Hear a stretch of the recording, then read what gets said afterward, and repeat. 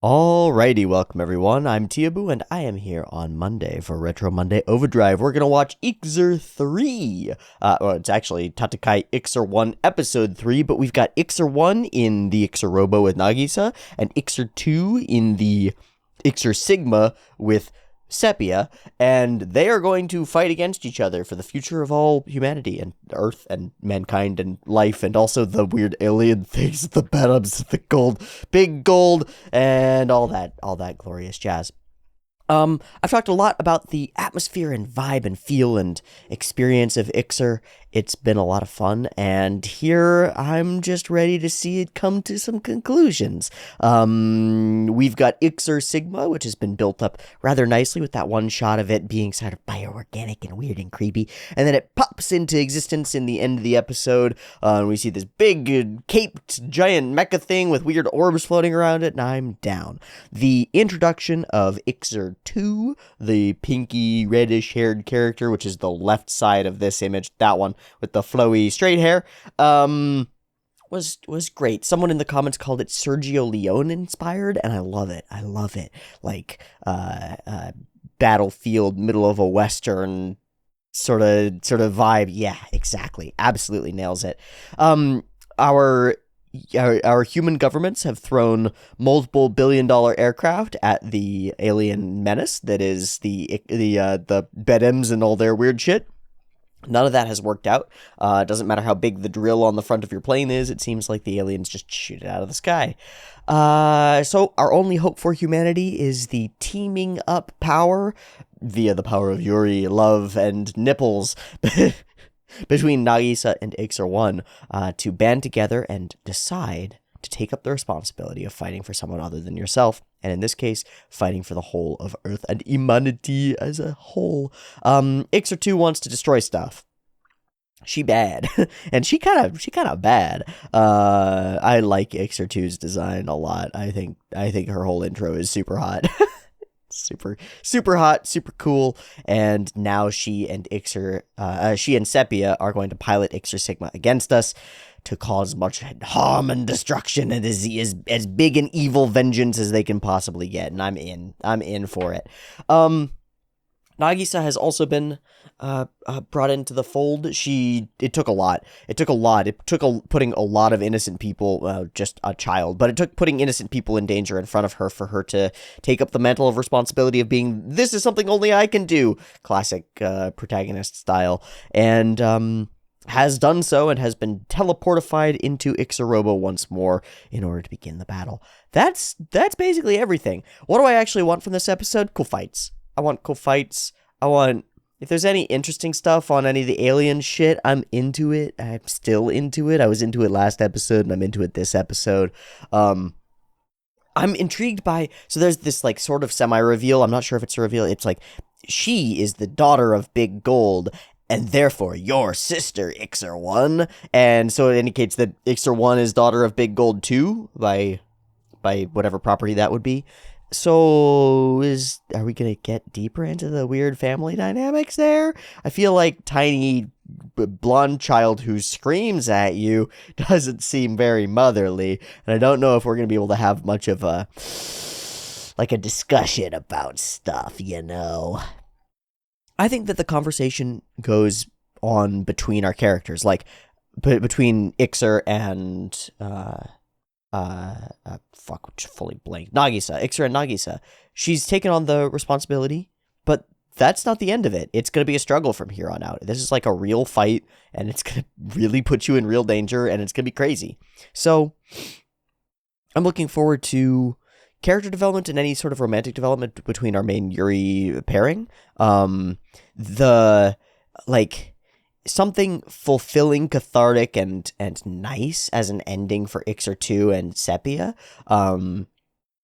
It might be a horrible end for them, but if it leads to like a scene where Sepia joins Cobalto in heaven or whatever, great, happy with me, fine by me, or something that ties it together and gives us like a questioning of the humanity of these aliens. I don't know. There are like infinite directions that this can go, because we're in, again, such a creative, unique space, with a world under attack by horrifying alien threats, and grand heroes emerge from high school in order to battle back the hordes of Bedims that become your parents and try to blah. Yeah, I'm into it. All right. Hi, everybody. It's Monday. We're starting off again. I almost didn't record today because I'm tired. I D&D'd yesterday, and that just always takes it out of me. But I decided that I really have to do it because checkboxes and consistency, and so here I am, and we're doing it, and it feels good. I'm glad to be here and glad to be watching a show, doing just about my favorite thing on the planet, and getting to share it with you guys. So appreciate you tuning in and watching some more Retro Monday OVAdrive. Let's watch episode 3 of Iczer 1. This one is actually the length that I thought all the other ones were. This one's 43 minutes. Minus a couple for ED and stuff, but 43 minutes, holy shit. It's almost a double length episode. So we'll be here for a minute. I hope that it justifies its length. I hope that it doesn't feel boring or draggy or whatever. I hope that it manages to keep up the pace. The last, the 28-minute episodes flew by, and I am hopeful that the last one will do the same. I think that's it. Thanks for joining me. Happy Monday. I hope you have a great week. Set yourself up for success. Get what you need to get done before it starts to become an anxiety attack for you. That one's always my struggle. Have some tea, and let's watch some old anime. I've got Tatakae Iczer 1 episode 3 up and ready to go. It's sitting at 0 seconds. There will be 2 versions. Picture-in-picture in the description. Timer on YouTube. Beep beep timer to count you down. Support the channel on Patreon. Let's get into it.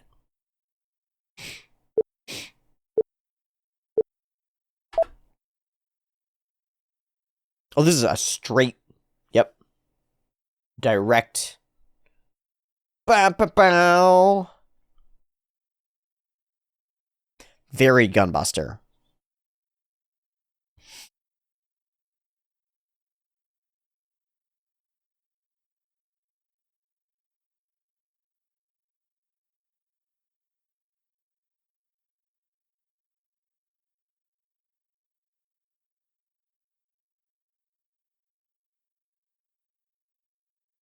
Kono Chikara!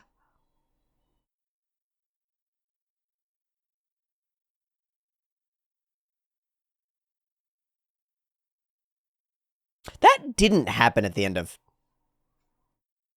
That happened in the moment of the last one. Yeah, okay. The first one. So this is all like a weird framing of the setup.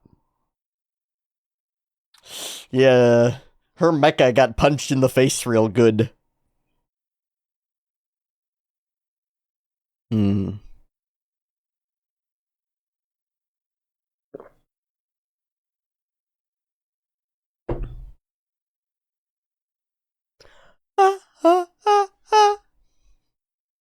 Hello, tiny child.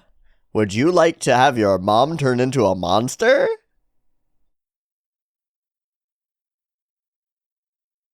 Hello, tiny child. Would you like to have bad things happen?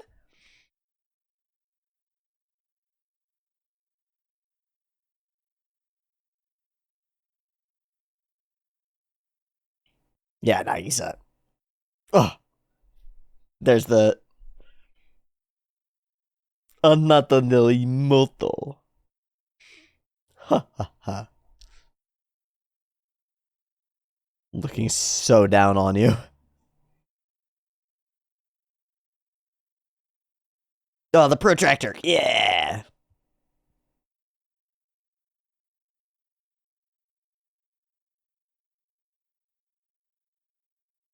Man, they're not skimping. They're showing us the best parts.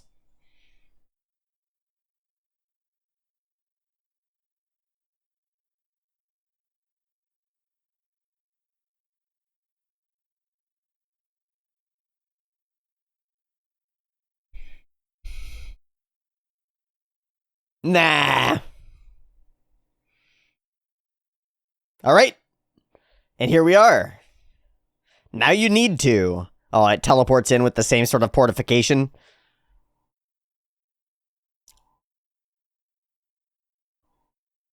Floating orbs. Half and half, like the weirdos.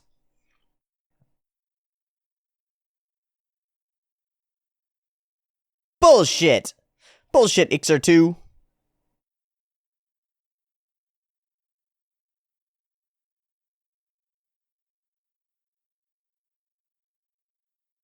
All right, setup complete. You better.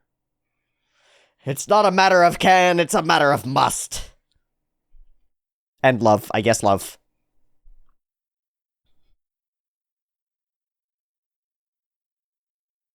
She takes up the power. Ah.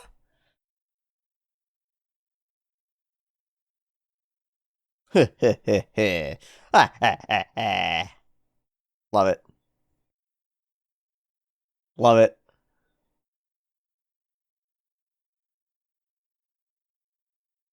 Find out this week. Mm.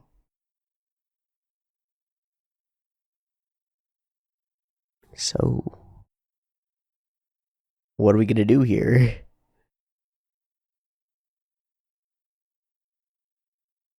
Is that just one side of it? Are we gonna turn to the other side of it?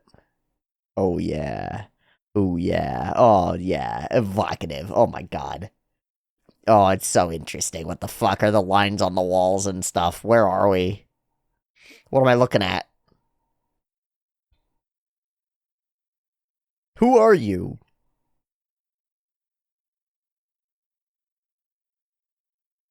What is that dog thing? What is that?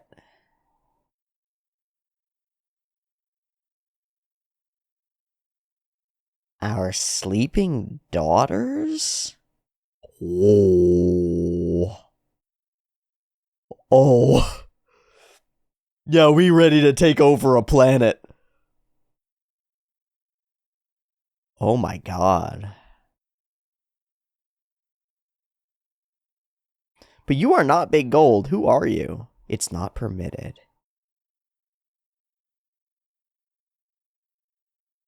Oh, it's the fate of that thing to die. That thing is not supposed to be alive. For sure. For sure, that's bad.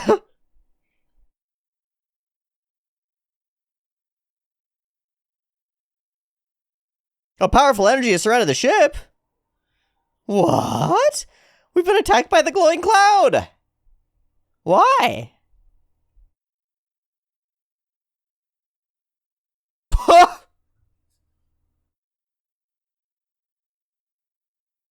Why do you keep it around?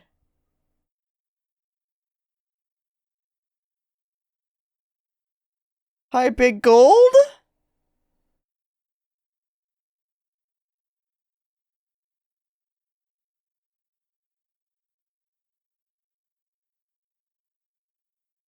That's Sir Violet? What? Wait, that was Sir Violet, though, with the red eye. I mean, the red eyes, yeah. So that was the temptation moment? That was Big Gold introducing an alien entity, introducing itself. And it turned her dog thing into a worse of a monster. What the fuck? This just got way more weird. Yeah, what do the orbs do? Oh, they just explode.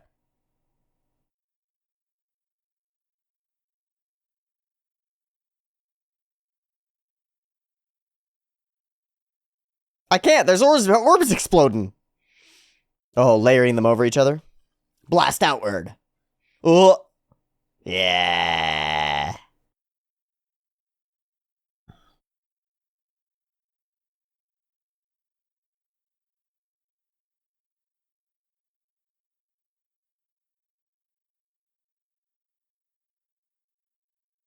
Dude, the light effects are great. They look great. That looks great, too. The swirling energy and it looks great. The same power? Oh, boy.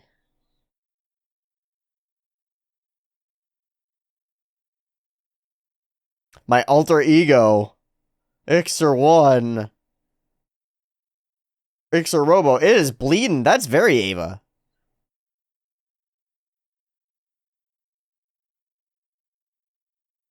That was a hell of a beam.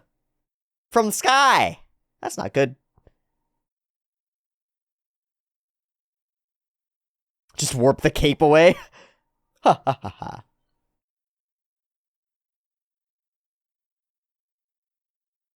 Great. I love the angle.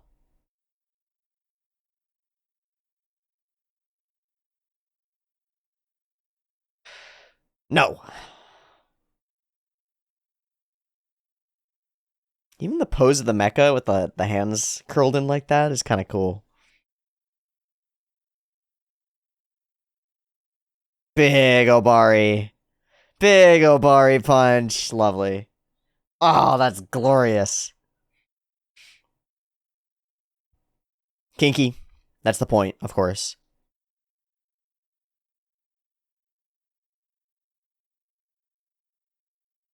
Oh, get the fuck out of here, Sayoko!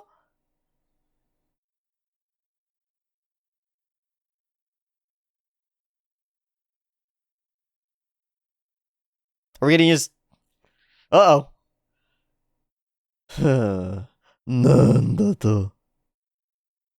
Almost interested from Sepia. Sayo-chan! Sayo-chan! Sayoko? Well, we gotta protect. Wow, doesn't want to.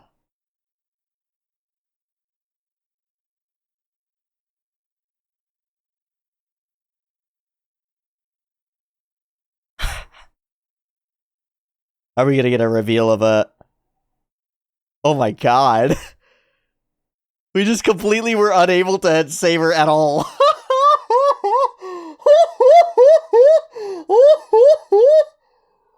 Holy shit. Dude, you want Shinji screams? This is how you get Shinji screams. Nani? Baka. Dude.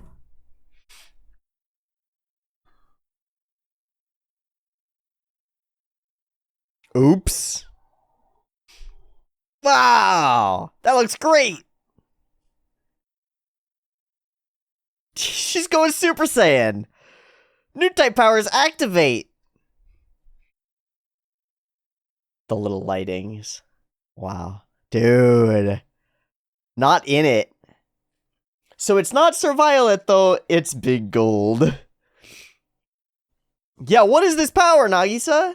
Anger. Sadness.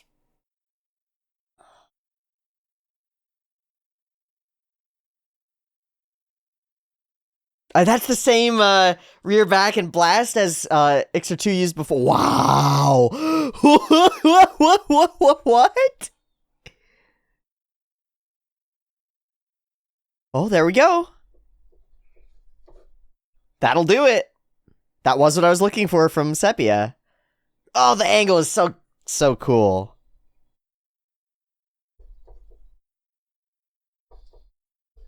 All right, so Iczer 2 hops out to fight another day. Great pose. And it's all still a loss. And it can come back. Yeah, lost Sayoko. Hmm? Oh.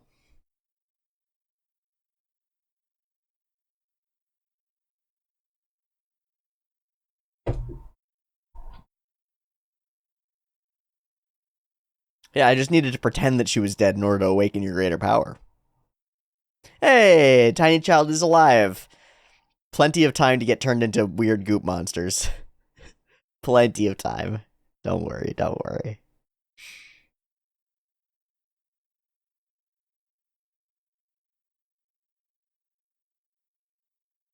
Is there any such thing?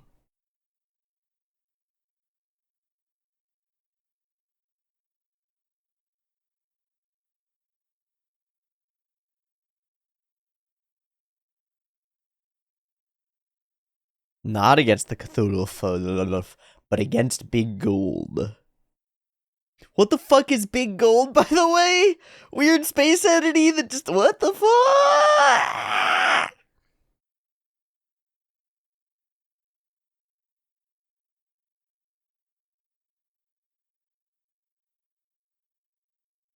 Hi, Iczer 2. Going freaks.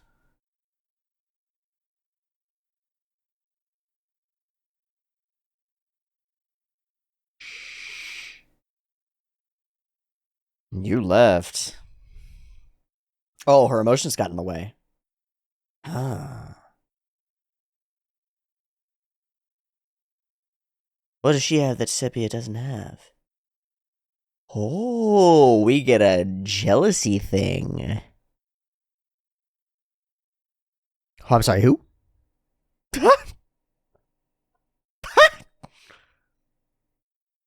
Redis and Bluma? Alright. Hi, Big Gold, you're really creepy.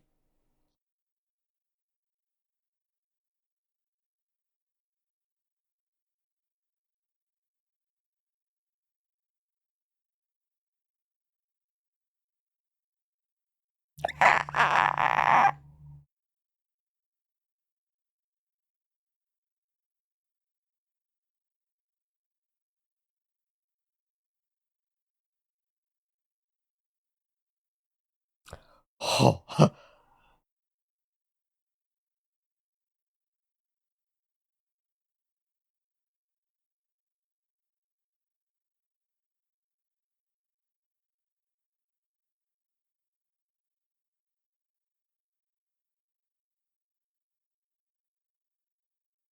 What?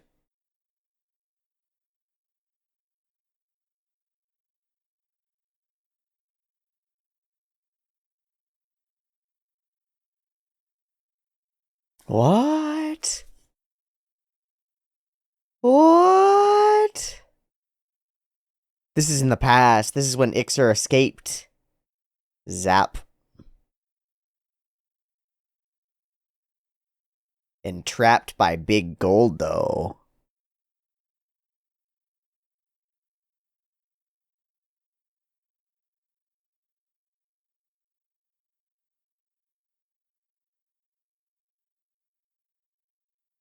No! Whoa!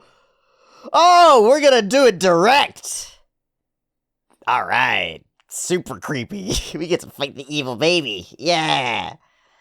Yeah! Alright.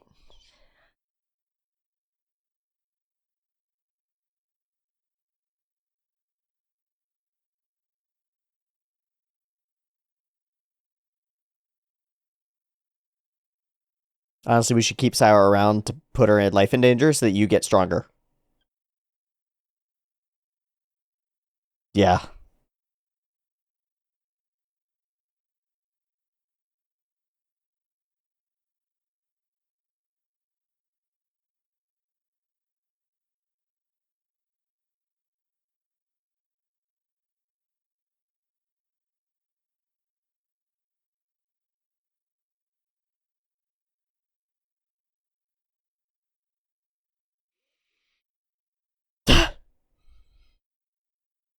There we go. Oh, an android. I didn't even realize.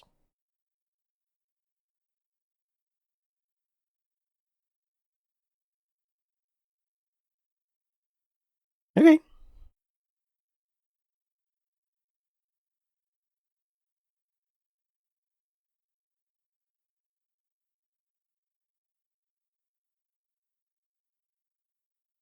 Yeah.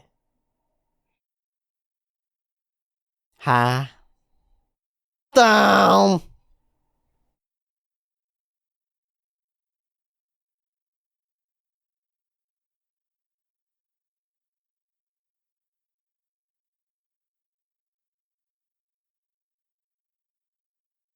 Shit. Fuck.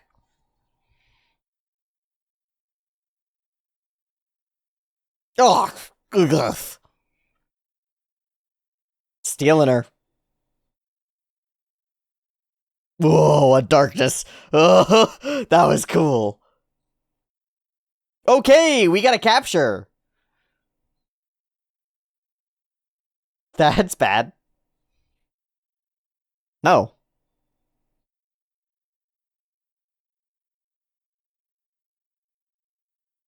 Oh, another dimensional place. Oof. Oof. Oh, this sequence is great. Oh my goodness.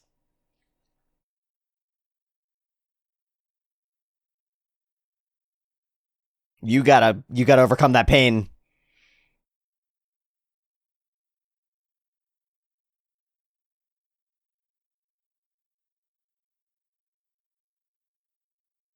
Jeez.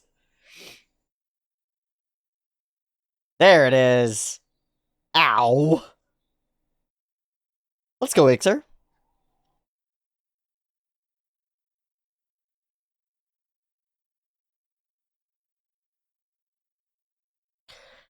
But Nice is aboard the ship now, I think. And Iczer 2 wants her, wants to convert her or something. Oh boy, this could get real creepy. Creepy warning. Wee woo.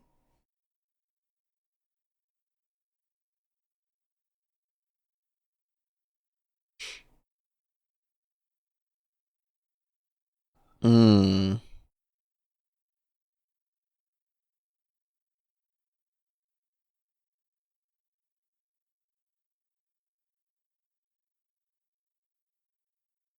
Oh shit. What up, big gold?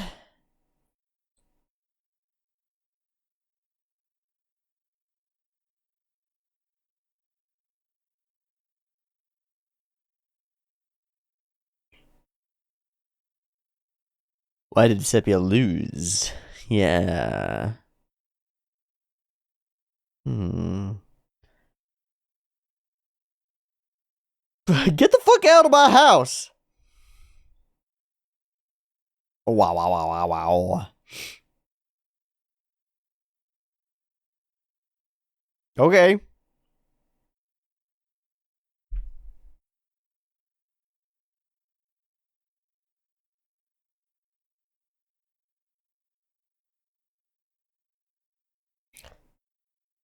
Oh.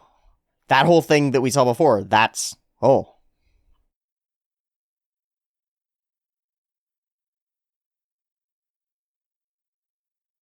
Okay.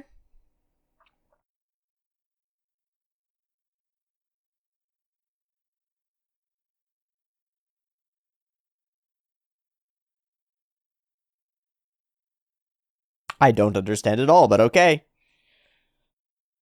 Ah. Ah. Omachi kurasai. Ugh. Such weird facial expressions out of Big Gold. Ugh. Yeah, gifted to you like property. Yeah, very overtony. Much creep. Much creep. Are we doing the... Are the humans doing a thing again? Guys. Guys. Guys, 2 times. You should figure out the pattern. Don't do it. No. We're gonna show all this cool tech and all these cool mechs and stuff. And it's just gonna fail. Fucking hell. This is so stupid. Huh. Do you think?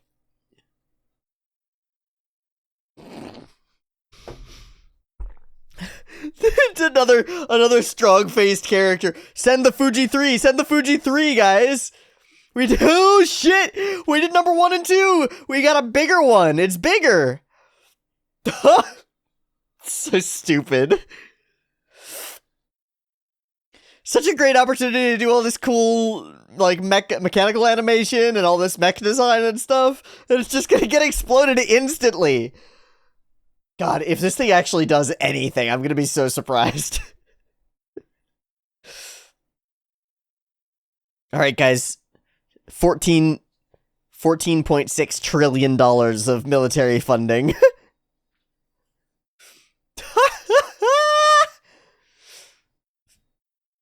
Good God. Their faces are so hyper realistic. And I mean stylized, but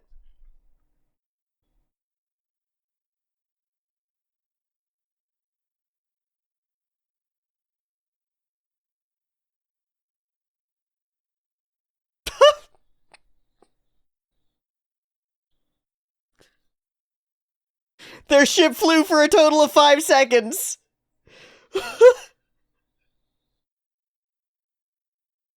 Wow, it was gorgeous.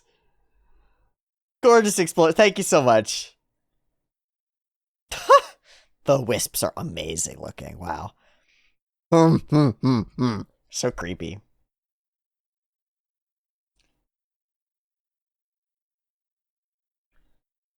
Great laugh. They've layered 2 over.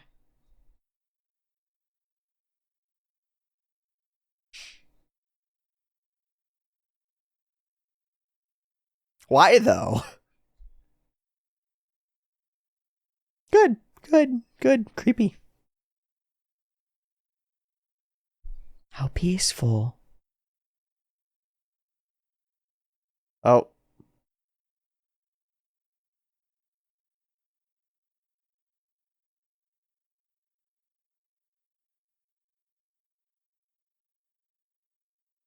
Yeah, fuck you.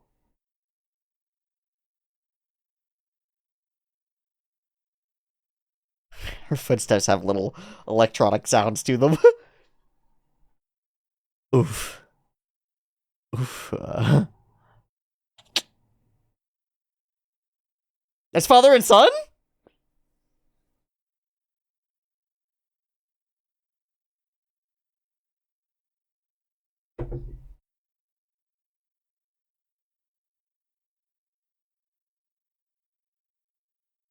No. Ah. What if I use a sex threat against you? Will you join me now?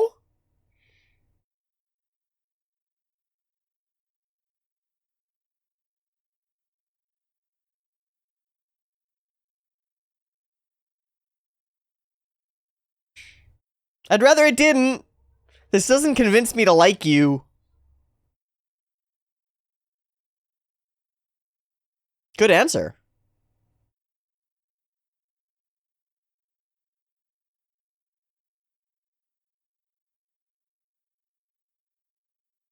Except...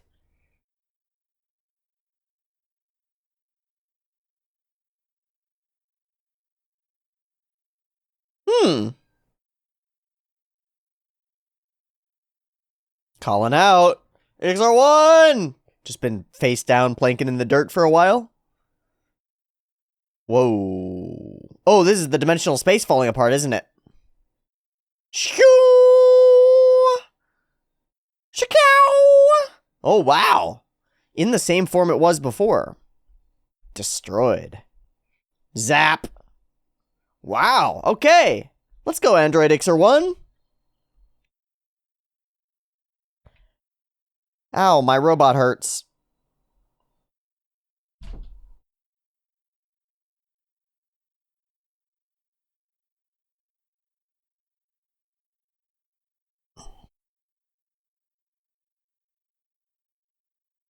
Let's get going. Man, all busted up, though. I wonder if we'll get a... When they come together, if we'll get some kind of a healing effect? I don't know.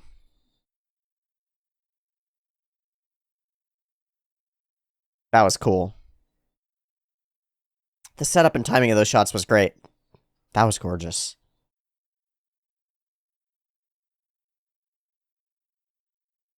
Bursting through. Ow. And keep going, come on! Being torn apart? Fuck!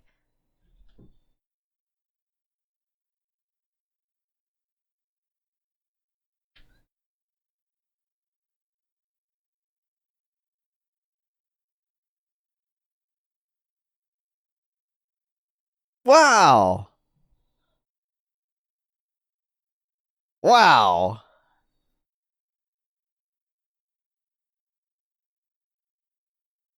The effects have been so good in this. Oh my god.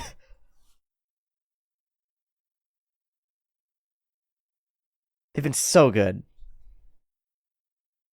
I thought it was you, but okay.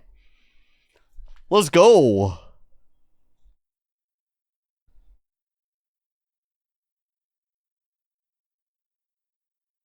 Thank you, Ixarobo.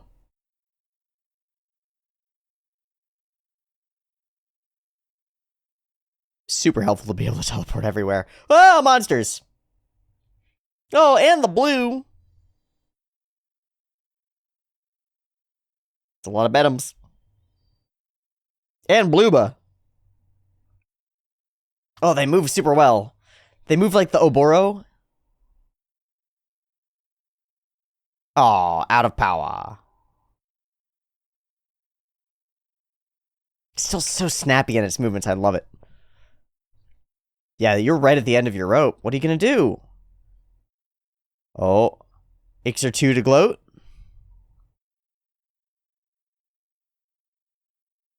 I'll bet. Maybe big gold to talk. But I'd expect Iczer 2 to gloat. Oh no! Oh no! Oh no! I don't know about that, man. She's got a black bracelet. Oh no!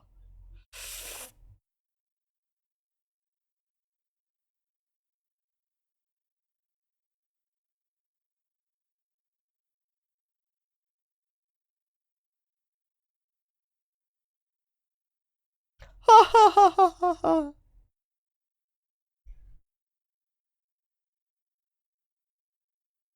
She's still in there, baby! She's still in there, baby! Believe! Hey, partner. Let's go, Iczer. Believe in Nagisa. Pull it out. Pull it out. Oh.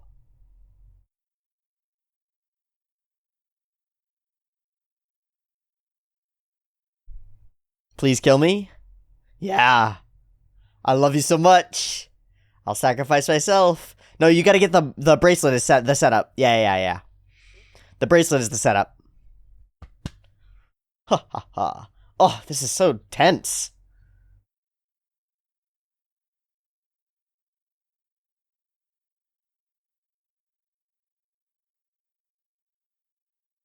Tatakae!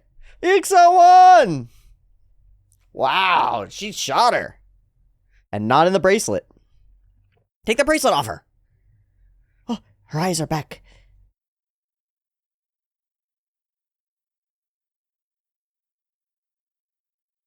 Are we actually gonna kill Nagisa? Wow! What the fuck?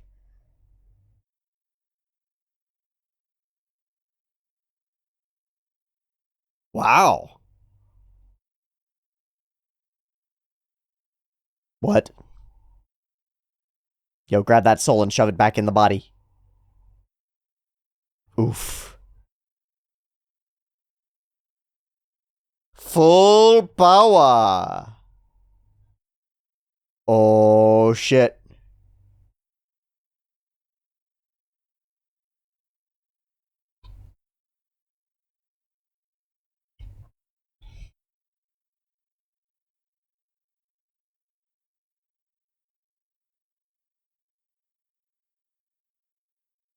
Okay. Synchro, indeed. The light effects are amazing. All the way through. Yeah. You're wrecked. You're about to get fucked up.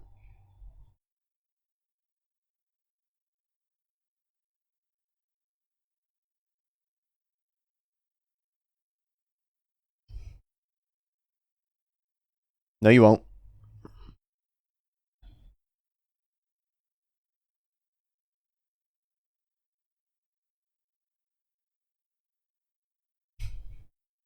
Again, the Kaneda-style explosions are awesome. Zap! Give it up, sister. Oh, that's so fucking cool. Ah, but we need the final battle. Fine. One strike, samurai style. Yeah. Calm as fuck. One strike, samurai style. No red screen. Shock. Beautiful. Yeah, I know you did. Bye, Iczer 2. Oh, so fucking good. So fucking good. Just nails the trope. That's great. Ah, Mother will appear. Zap. Hello, big gold. Time to meet your daughter. What?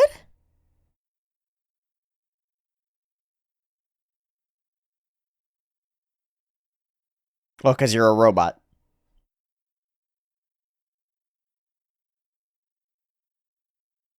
Oh.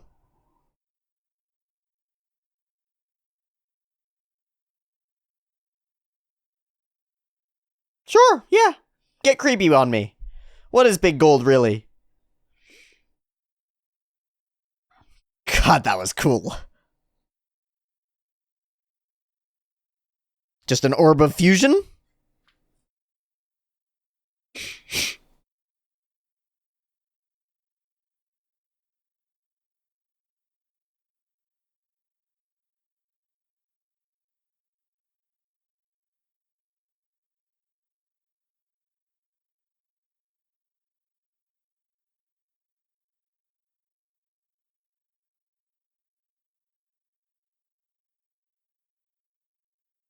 Oh, wow. Oh, wow. This is so stylish.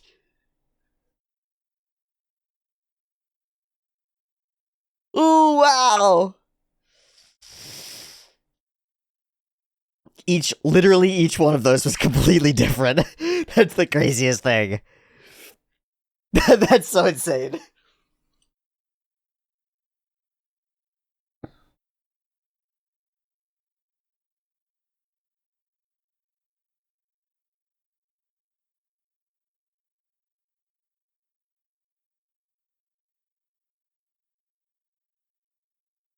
Layers and layers of spectacular. It just keeps going.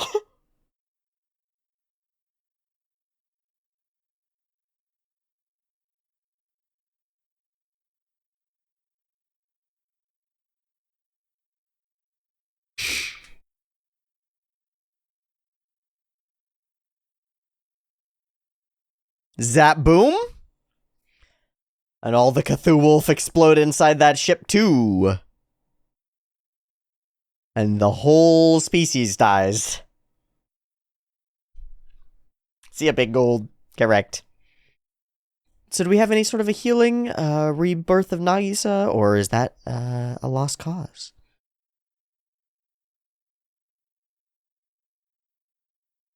Sayoko is the future.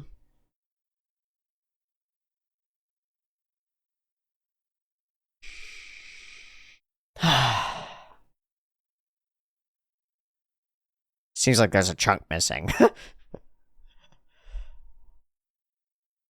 Oh.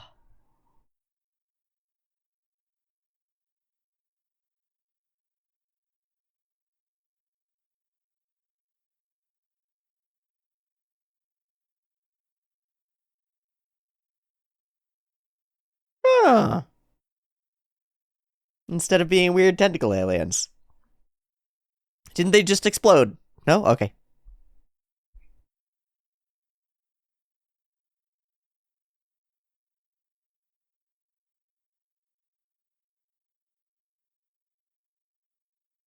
Oh!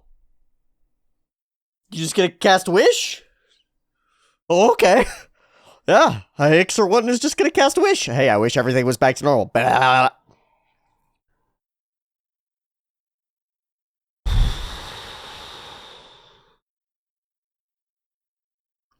And no memory of any of this either?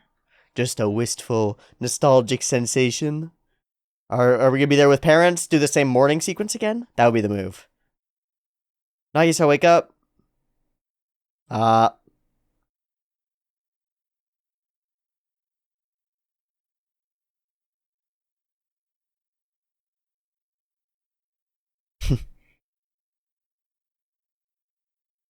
Mmm. I'm sure. Hmm.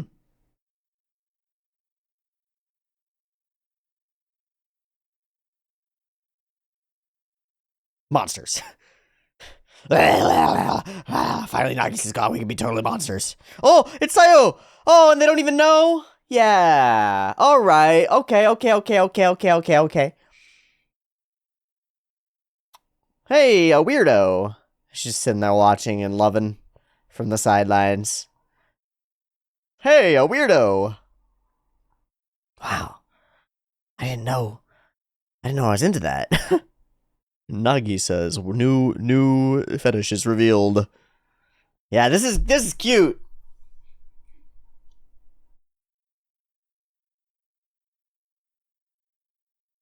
A one-way emotion. A hard reset. Friend! Not dead. Didn't turn into a monster. Smack.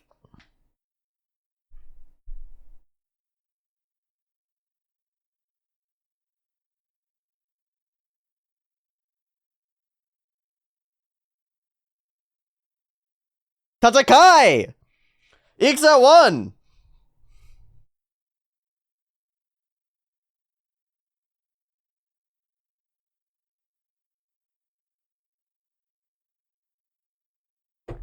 Oh, lovely, lovely cut.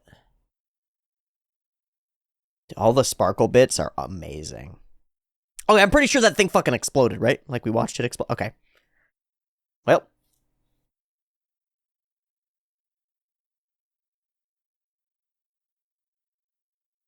It's pretty great. It's pretty great. That was good.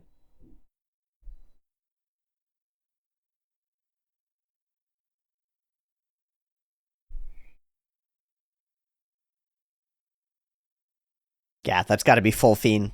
And we'll cut it off there. There are 3 minutes left of ED, but I'm gonna cut it.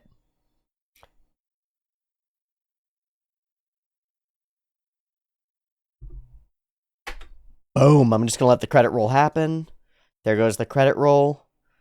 Iczer won. Hey, baby. Wow. This was way more intricately put together than I thought it would be, honestly. Like, this ended up being really a cool piece of storytelling in some interesting ways. The idea that Big Gold is like a third party that has essentially tempted the Cthulhu Wolf into becoming this evil whatever the fuck they are. That's interesting. The idea that Big Gold itself is a robot or a machine, and Iczer, both of them are androids themselves, and they're sort of like seeking something innately human in their partnership with the girls who become their partners, and finding it in Nagisa, and it's like that seems to me to be what Iczer 2 is looking for from that kind of connection, is like some kind of that power and that thing that's missing inside an android's heart. I love this past introduction to Sir Violet, though. It's so weird. It's so weird. First off, it's sort of Legend of the Galactic Heroes-y in its Victorian finery and extravagance. All this stuff on the walls and all the filigree and the outfit and the fainting couch and the little poodle thing that's very much a Chihuahua or a Bichon Frise, except that it's a weird bird thing from hell. This is cool. It's weird. The whole room feels like it's been shattered and put together with gold through it, like kintsugi. I think that's such an interesting idea, because we generally frame things as squares, often, all the time, and this has everything offset in interesting ways, and it feels very strange. It's not the kind of architecture that we normally do, and that makes it feel alien in and of itself. That's really interesting. We set up the meaning behind it. I want our sleeping daughters to feel like they have a home. And we see there are all these hundreds and hundreds of Cthulhu pods sitting there waiting. And in the midst of that worry and fear about the fate of the future, a glowing orb from space appears. A powerful energy surrounds the ship and prevents them from moving, and Big Gold makes a big offer. After turning your dog into a weird creeper monster. I don't know if that's the thing that you should do. I love this face from what will become Sir Violet, though, because it shows this reluctance. It shows this, like, I'm not sure that this is the right thing to do, but I have no options. That puts a much more complicated set of morals behind Sir Violet, though, right? We had this unknown monster person, was really what we got before, and now there's like sadness and despair and longing and a false hope given by a malicious entity, and like, it's rad, it's cool. and Big Gold appears, and Big Gold doesn't have the features that Big Gold has previously. So that's cool. It's just cool. And straight into the fight we get. This looks freaking great. The mechas look freaking great all the way through. The mechas look freaking great all the way through, but the thing that stands out top to bottom throughout this episode is not, in this case, the bioorganic goop monsters or tentacle things. It's the lighting effects, smoke effects, explosions, stuff like that.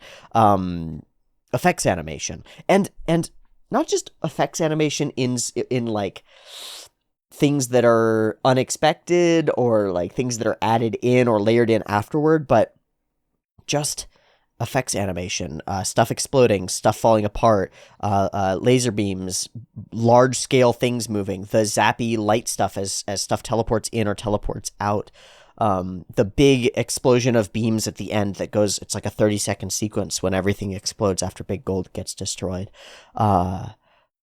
smoke effects, laser beams, light beams, stuff turning into the beam swords. That stuff throughout this episode it's really top tier. It's really top tier looking. I think it looks really, really, really, really cool. The wisps of stuff flying up are really nice.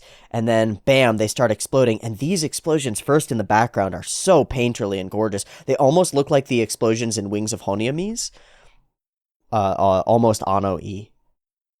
Just because the color design on them. Blam, blam. And this all gathers together. Coagulation of incredible layers, lightning, glow, zap, boom. This is extravagant and beautiful. Super in wisps of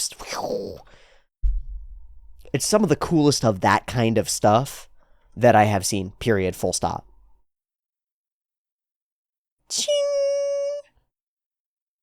Every bit of momentum and energy is like just right in a lot of ways. What? It didn't work? Impossible. We get zapped from the sky and it's huge. Bam! The whole sky changes colors and shatters and flickers as we go. Amazing. And chunks of Iczer 1 falling. This part, once we get very, it's not action cartoony. It's not monster movie that's actually a dude in a suit moving around. It's like big, and the weight is right, and the scale is right, and the feel is right, and it's palpable and it's tangible. It reminds me of some of the very best scenes, the very best cuts in Evangelion. Reminds me of some of the very best cuts. The bleeding mecha, the feeling that the person inside and the thing outside are intrinsically related and inherently linked. The wreckage. The feeling of loss. The zapping of its coat as it removes its jacket for serious time. So cool. The fact that its stance matches Iczer 2's stance almost perfectly. It's really kind of cool to me. And then angle to angle nails it, right? Like this is the same angle on the character as this is. We'll do it for you, Cobalto. And then big, crunchy crush. I gotta note that moment because there were nipples there, unfortunately. Nagisa, be safe! I think that the narrowing of Iczer 2's eyes toward the child are perfect. I think it's perfect. Something I can destroy? Yes. And even this way, we start to separate Sepia, who is here for vengeance, from Iczer 2, who is here for evil. Sepia is revealed to us to have something like a conscience almost, like not sure if we should be doing this. She's only a child. Our goal should be to destroy Iczer Robo, but this reads as attempting to prevent her from killing the child, right? As compassion or something like it. I'll kill her! And does. Or tries. No! Really solidly emotional. The snaps through it are great. And we get this sort of a face from Sepia. She doesn't want this at all. No, Sayo, no! And in that, we freak the fuck out and full power is inbound. Bam! Got your arm. Impossible. And we start to great and excellent power. all bursting out of Nagisa, right? This is super potent. Oh my god, it's so cool. Oh my god, that's so cool. Big punch, big catch, zap. Oh man. The face on darkness with speed lines, I really, really, really like. It takes the whole composition from like vertical, left side is Iczer, right side is darkness, to diagonal. Right? Vertical composition, diagonal composition. It goes from static to dynamic over the course of her scream. And begins moving at the same time. It's one of the cooler effects. Little things that I've seen. Standing to and it's dynamic across the frame. So cool. So cool. Sepia, let's go. And we glow instead. Nagisa, this power, what the fuck are you doing? And she's crying out for Sayo. Well, not going to tell you otherwise because I need this power. I mentioned it when it happened, but I love that Iczer Robo like rears back and throws a blast of some kind in the bam in the exact same way that Iczer 2 does. Blast, bam, and then we hold and we show in the center. And these two beams come together, and it is an absolute cataclysm of effects stuff.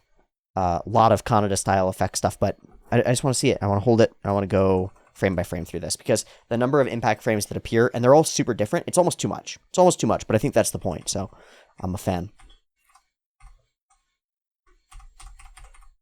Go back to circles again. And one more? Yep, one more. We cut. Just pure chaos.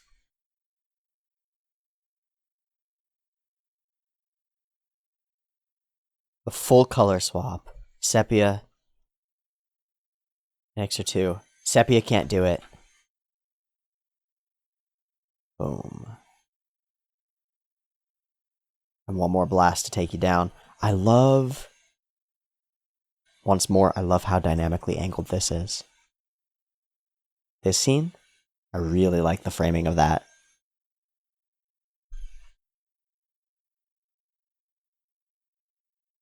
And then we get that sense of scale again as we fall. Bam. And Iczer 2 zaps out, leaving Sepia behind to get dead. Boom. I love the pose that we stand in. Every element of that battle, I think, is excellent. I think is top tier. And don't worry, Sayo's fine. I love you, Iczer 1. There we go. And from there, everything is downhill, sort of. Iczer 2 considers, why is it that I lost? Does this mean that my partner was worse than hers? Fine. Then I want her. And Redis, Blooba! We will do this together. Dude. Big Gold, Sir Violet, though. Fascinating. And even more so with the additional intrigue. The zappy, unclear what's happening, and it forms a mouth and starts to become its humanoid self. Ooh. Weird.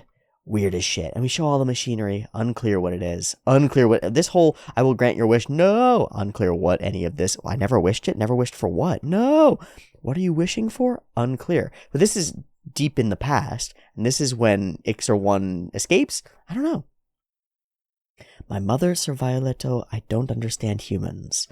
Why was Iczer Sigma defeated? So I will do it myself, and it's got this... so gross. It's so gross and creepy and inhuman and alien. That's what really stands out to me about Big Gold. It's unpredictably alien all the way through, and I like that. It's exactly, I think, as it should be. The actual placing or timing of the story is a little bit less clear to me, but I don't mind it. So we find a place for Sayo to be safe. Iczer is hurting. Talk about the reasons for fighting. And then bam, she's here. I love the way that Radis and Bluba move. They remind me of the other mechas that we used before, the other 1v1 fighters. And it's clear all the way through that Ixer's on the back foot. Can't do it. Punch to the gut and done and done. That's a loss right there. No victory. I loved these beams blast and they create darkness. So normally our beam effects create light, right? These obfuscate the background that is already there instead of putting light over top of it. They like letterbox the background.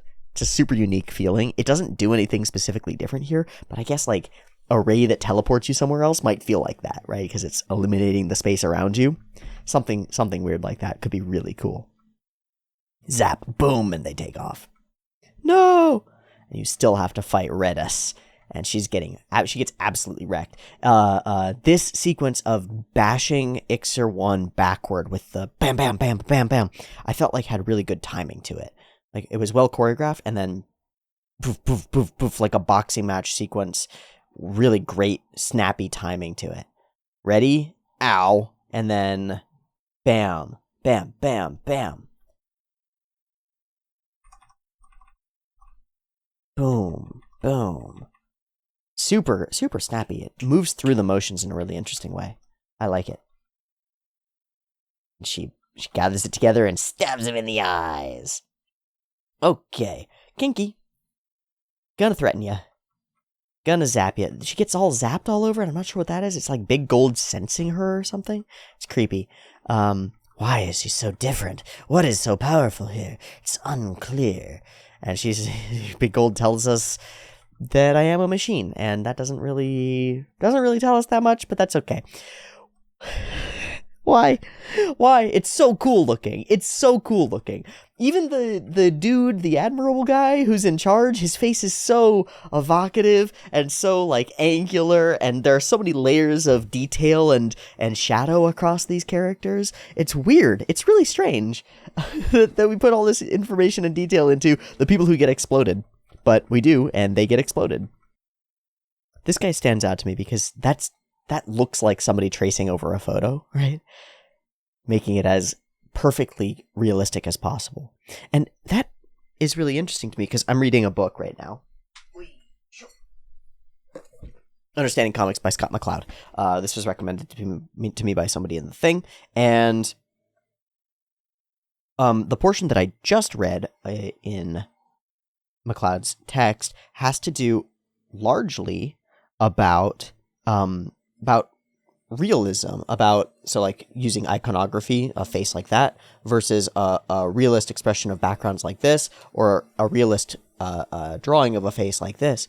And McCloud's perspective, McCloud's thesis or theory is that when we converse with another person, so if I'm standing there and I'm talking to you, I've got a great idea of what you look like because I'm looking at you and I can see your whole face, but I've got a very vague depiction of what I look like. I know that my eyes are here, and I know that I've got like a nose thing that's sort of in the way of my vision. I can sort of see it, and I hear out the sides of my head, and I have features that I can move around, and there's definitely this mouth thing that's around here somewhere, but if I smile, I don't exactly know what it looks like when I'm smiling. I just have a vague impression that I'm smiling. And if I close my eyes, I've got a vague impression of what closed eyes look like.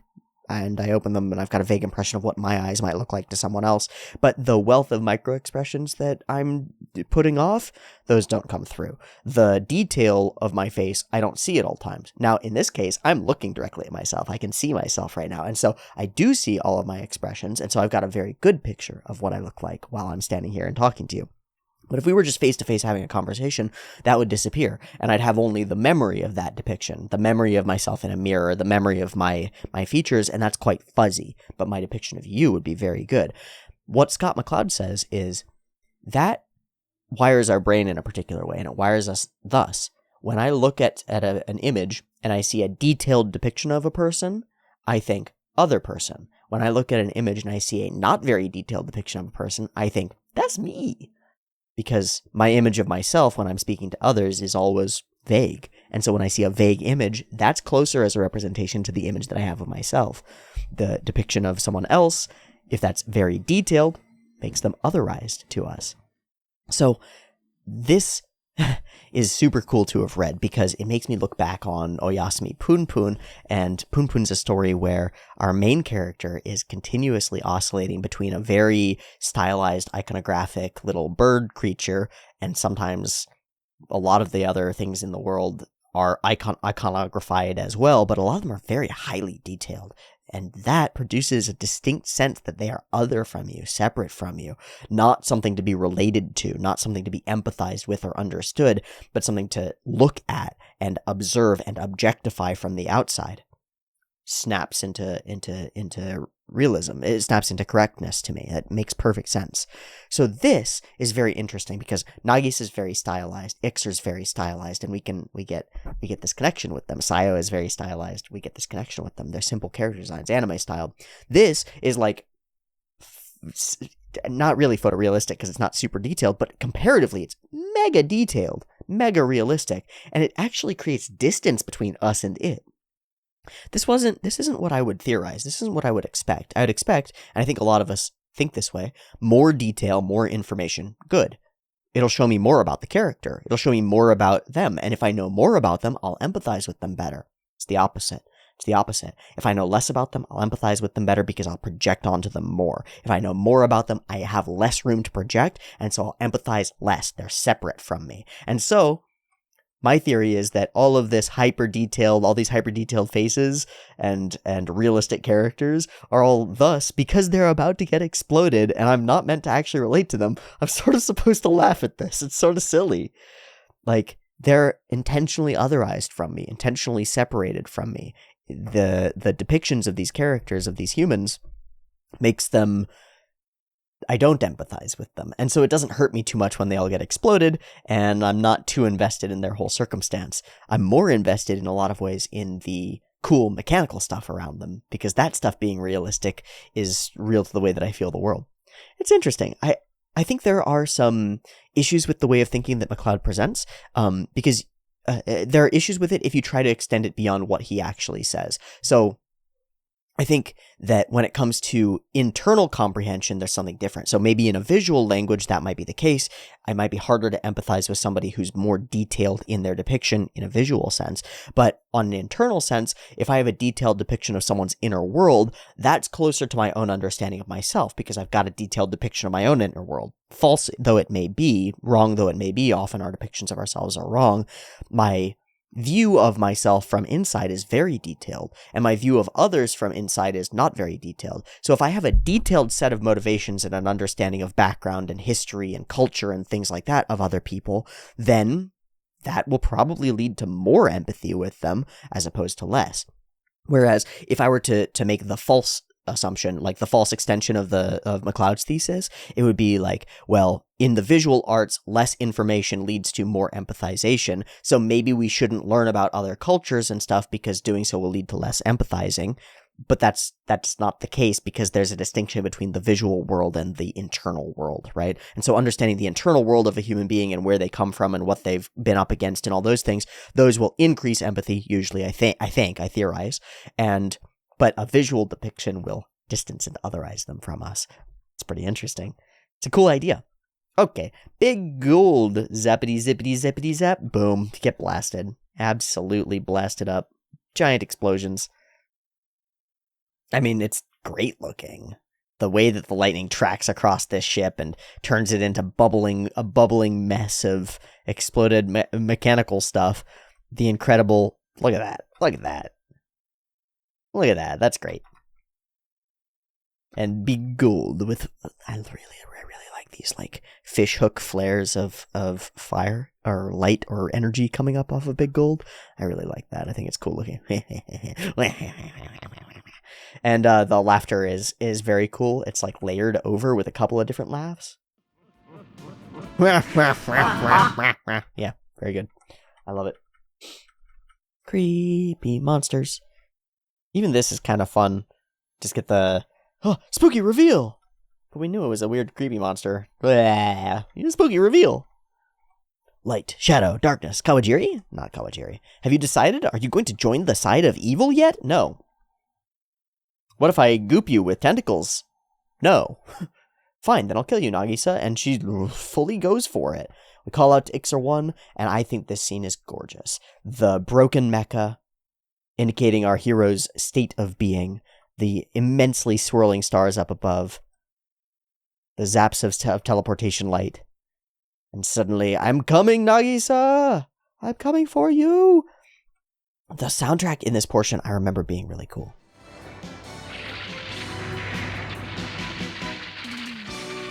It's just the main theme. Yeah. Still, it reminds me of Ava in a lot of ways.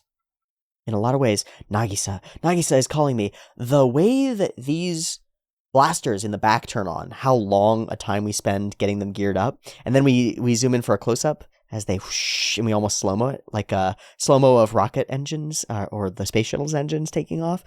It's really cool. Bam! And we blast off toward it. Really does have that feeling of tension waiting for a space shuttle to take off. And then, whoosh, great momentum as it moves past us and up into the sky and through. Zap! Ah! But it doesn't matter. Doesn't matter. Thank you, Iczer Robo. Full power. And in we go. The light effects are absolutely spectacular. Look at that shit. Look at that shit. It's stunning.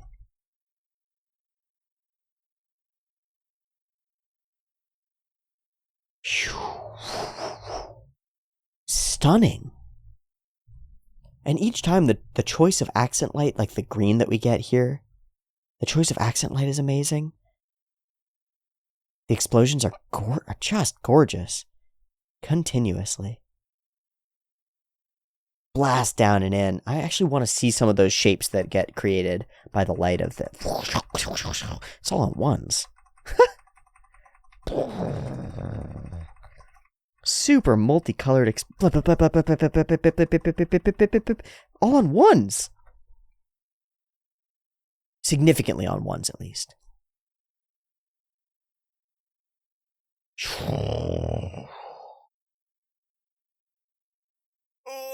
And then that scene coming out of the smoke is like Gundam OP. She zaps to the ground, barely standing, and turns to thank Iczer Robo for all your help. Thanks, buddy. You've been doing great. And the call comes out once more. The monsters are there once more, and Iczer is overwhelmed until they all walk away. And Nagisa reveals herself. Evil Nagisa shoots you. No! And Iczer, too, gloats and gloats and gloats. You get this. Please shoot me, Iczer. Please shoot me. You have to. You have to. It's the only way. So she does. Her spirit kisses her as she passes through. And Iczer goes full power. Iczer at full power is spectacular. Nani? Waves of energy through this golden glow. Smoke burbling up from the floor the whole time. Wisps, wisps, wisps.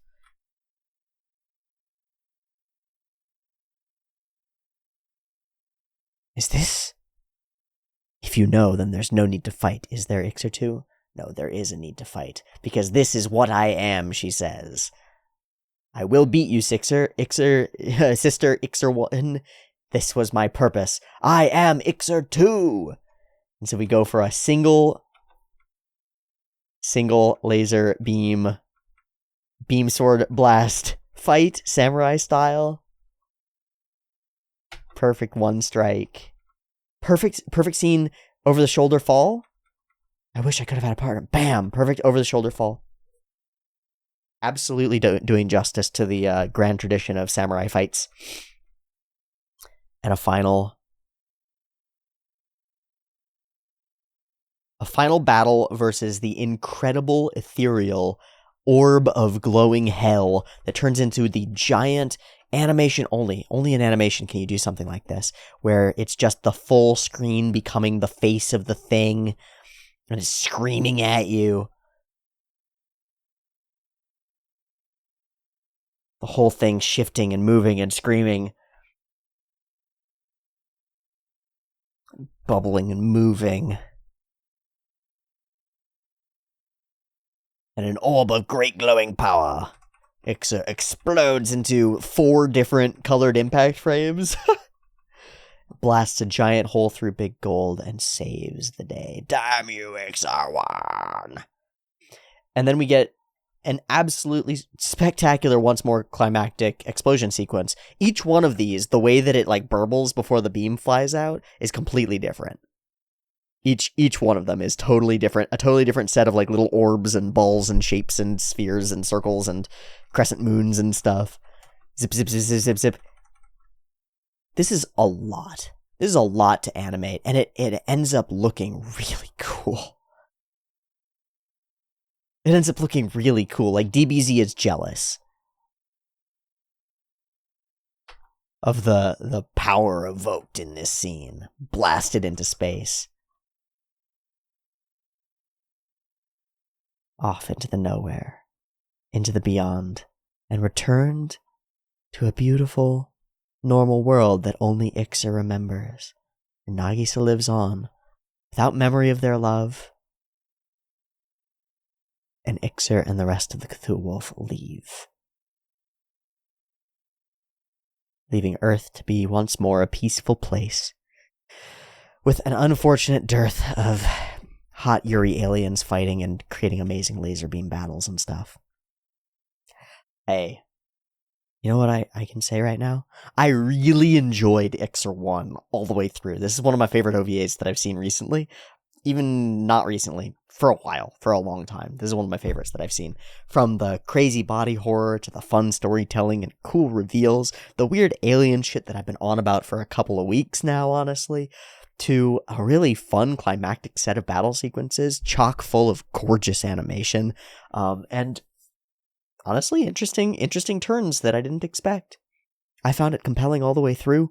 I have no real gripes about it or places where I want to jump in and criticize it. I think it was just a damn good time all the way through. A lot of fun to watch. Very silly in some cases, very creepy in some points, a wide range of emotions evoked, and a really, really a fun historical piece that fits into the lineage of things in a real palpable sense. This is part of what Retro Monday OVAdrive is for me, and maybe for you, I don't know, but for me, a huge joy is to see things that are part of a past zeitgeist, right? Because every current flow or current state of the media industry is the direct result of the previous state of the media industry. So if you can look back 30 states by 30 years, right, you can see what the zeitgeist was 30 years ago. And then you can see and guess what that might have changed about the way that things were 25 years ago. And then look at all the shows that you've seen from 25 years ago and go, okay, maybe these things are part of the same flow and part of the same lineage of things. And maybe the people who worked on this show, I mean, maybe they grew up watching the previous show if it's old enough, but maybe they just were seeing it occurring in the industry as they were doing it. Or like we see in Blue Blazes, we have Hideaki Anno sitting there watching the opening to a certain show and memorizing it and figuring it out. And maybe those elements might inspire animators for the next generation or the ones who are up and coming, who are currently in art school, and they might be grabbing and stealing things. Certainly, as I've been delving into drawing myself, I've been drawing a lot of things that I'm drawing from other media that I'm seeing, right? And it seems just natural to practice drawing and think about trying to create the things that I've seen elsewhere.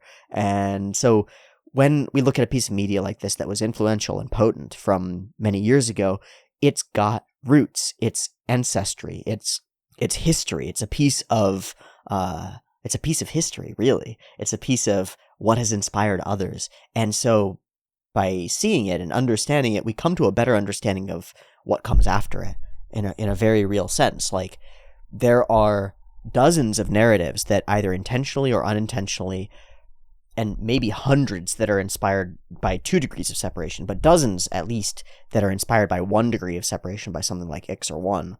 That are right there, that are like, yeah, let's take that and run with it in this direction. Yeah, we'll do creepy aliens like that, and we'll run with it in this direction. And so the more pieces of this incredibly diverse, incredibly complicated, long history puzzle that is the anime industry, the more pieces of those I can see and incorporate and figure out and get an idea of, the better feeling the better of a sense I feel like I have of the whole flow of the thing over time, and the direction of it, and the where are we going from here. I have to have enough pieces of the past in order to understand the curve, in order to to integrate across the dang thing and do some calculus and figure out where the industry is going, and recognize things from the past that might be coming back up, because industries like this often function in cycles too. And So seeing stuff like Iczer really, I think, really helps flesh that out. And in particular, this show has these, like, it snaps out and it's got all these connections that I immediately see. I'm like, I see real connections to Evangelion here. I see real connections to Gunbuster here. I see real connections here and real connections there and real connections to this and real connections to that. And it's like, I see real connections to Symphogear. I made a joke about it the last week. It's like, this is Symphogear, but I see real connections there in terms of the narrative, and it's contributed.